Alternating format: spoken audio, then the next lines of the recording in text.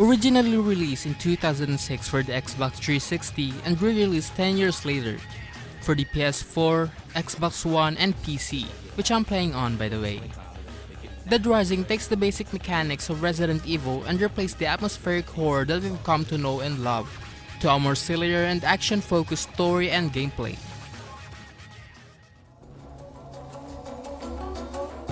In Dead Rising, you play as Frank West, a freelance photojournalist sent to Willamette, Colorado after receiving a tip that something has gone down in the small town. And soon you discover that zombies have taken over the town and you have 72 in-game hours to uncover the truth of what had happened. The game's story is divided into short segments called case files, and these cases are only available at specific time. But what's great about it is that it's all completely optional. If you miss one case or let a character die, that means you wouldn't be able to progress through the story anymore. But the game will still continue on, letting you explore. However, it will ask you if you wanted to start the game from the start, while still letting you keep your level of progress. And everything takes place inside of this massive mall, similar to Romero's classic Dawn of the Dead. It's a gigantic place full of activities and zombies to kill. And it's very easy to get overwhelmed at first because of its size. But there's a giant arrow on the screen that'll guide you on your path. But honestly, you are just better off memorizing the mall's layout rather than depending on it, as the directions that it tells you isn't exactly accurate. Instead of giving you the shortest route, it'll give you the longest possible path full of zombies. You'll probably die first before even reaching your destination. And since the game only has a limited time and is always ticking, it can put the player in a lot of stressful situations. There are times where the main cases and side quests would appear and expire at the same time, and you'll have to choose which one you'll go to first. You can see the time by looking at Frank's watch, though I don't really know how to read this kinds of watch. I'm just dumb like that.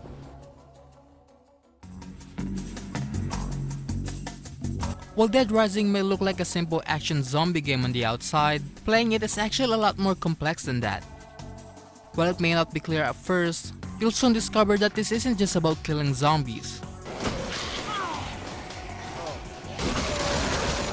The game requires strategic planning and time management, especially if you want to make your time in the mall a lot easier.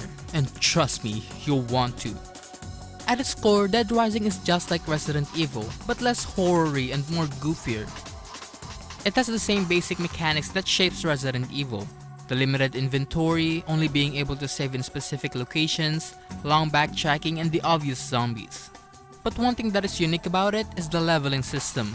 At the start, you'll start off as weak and slow, but as you level up, you learn new moves, have bigger inventory, and health, though these stats that you gain are given randomly. To level up, you must earn prestige points, which is called PP in the game. You can earn this by killing zombies, rescuing survivors, and taking photographs. Now since Frank is a photojournalist, taking pictures is a feature in the game. You can use the camera to take some shots, and the amount of PPs you'll receive will be different depending on how many subjects are there and what kind of genre is in the photograph. And there are also the PP stickers, which will grant an even bigger amount of prestige points. Taking pictures isn't really necessary, though it can help you get more PPs to level up. I barely used this feature in the game myself, and I only really used it in the finale, where there were a large number of zombies. And I don't really get how and why the camera is much more important than aiming with your weapon. When pressing the right click button on your mouse, it'll bring up Frank's camera instead of aiming. The aiming itself is done by pressing the Q button. It took me a while to get used to it, even after 5 hours in, I still get confused sometimes. And since we're at it, let's talk about the combat. Just about anything can be used as a weapon, from everyday items like dishes, handbag, furnitures, to the more powerful weapons like swords and guns. Some are more useful than others, and some are just a joke.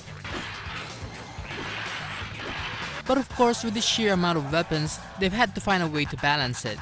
All of these items can break after a few uses, and Frank can only carry a few of them because of his limited inventory. But even with the sheer amount of available weapons just waiting for you to pick up, it's still pretty easy to get outnumbered by the slow-moving zombies. And when grabbed, a quick time event would appear on the screen, and filling this will take out a large chunk of your health.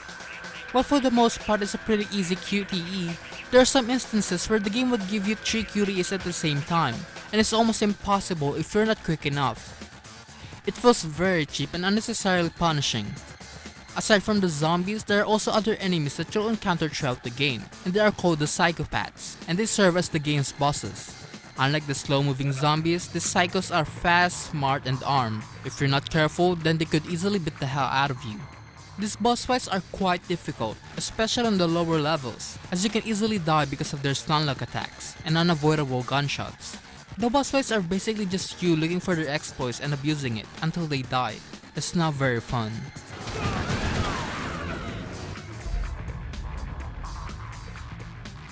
And they can't be killed by other enemies or allies in the game. As seen in this, even if you only had 1 drop of health left and is still getting attacked by zombies, he still wouldn't die. Every boss fight requires you to finish them all with your own hands. But these boss fights are always unique and their stories are always interesting, that it's at least entertaining, even if the fight itself is not.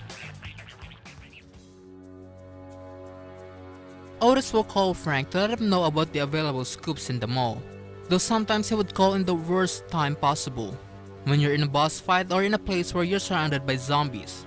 And the radio will not stop ringing until you accept his calls, so you're basically forced to answer it unless you wanna go insane hearing the annoying ringing.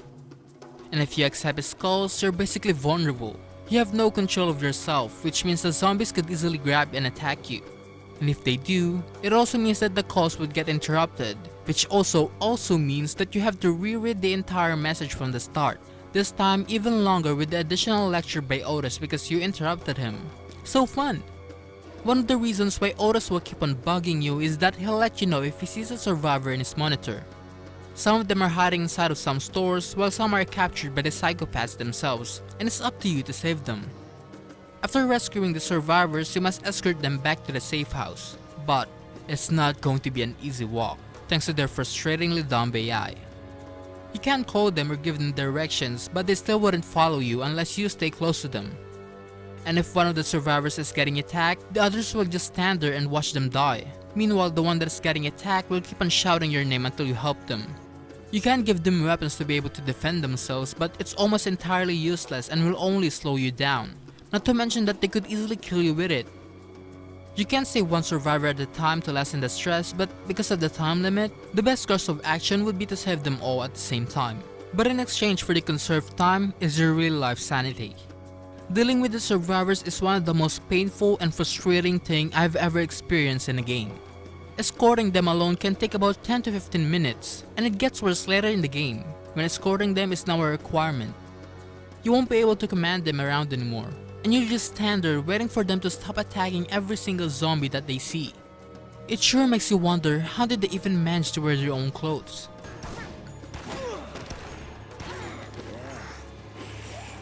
Another thing that is just as equally frustrating as the dumb AI is the way saving was handled in the game.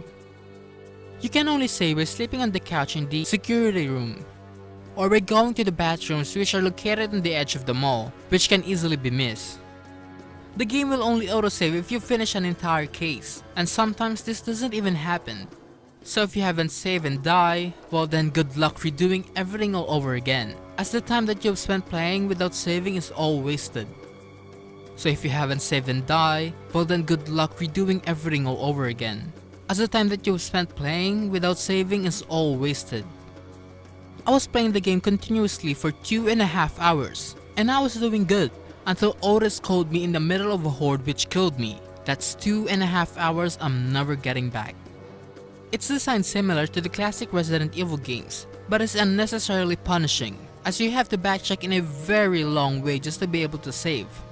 And in this long way, there will always be zombies. So if you find yourself low on health with no healing items, well you're basically screwed. At least in the Resident Evil games, the save rooms are always closed, and once you kill a zombie, it wouldn't respawn back, so the path is always guaranteed safe, and is not a time waster.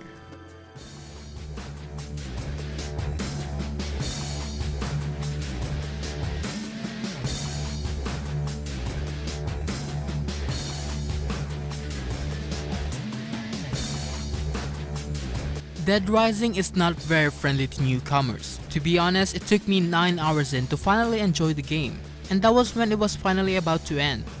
But the game was intentionally designed that way so that on your next playthrough, when you now have a higher level, everything is a lot easier. of course except the escorting part and the punishing save system. And there are even multiple endings to unlock, which is always a treat. Like mentioned earlier, I'm playing the PC version of the game, and for the most part it's a smooth experience. Though there are some noticeable hiccups, especially when fighting a large amount of zombies. And there seems to be a problem with the game's audio. All of them just sounds way too low and quiet, even when the characters are screaming. And yes, I've cranked the volume all the way up. Thank God subtitles exist. My experience with Dead Rising is just way too painful and frustrating that I just can't see myself playing this game again. Not that it's a bad game or anything, in fact, I think it's great. But obviously the game isn't made for me, as it frustrated me way too much. From its punishing first 8 hours, unbelievably dumb AI, weird intentional game designs, and unforgiving save system. The game is for the dedicated hardcore zombie fans only. I can never recommend this game to anyone looking for a casual experience.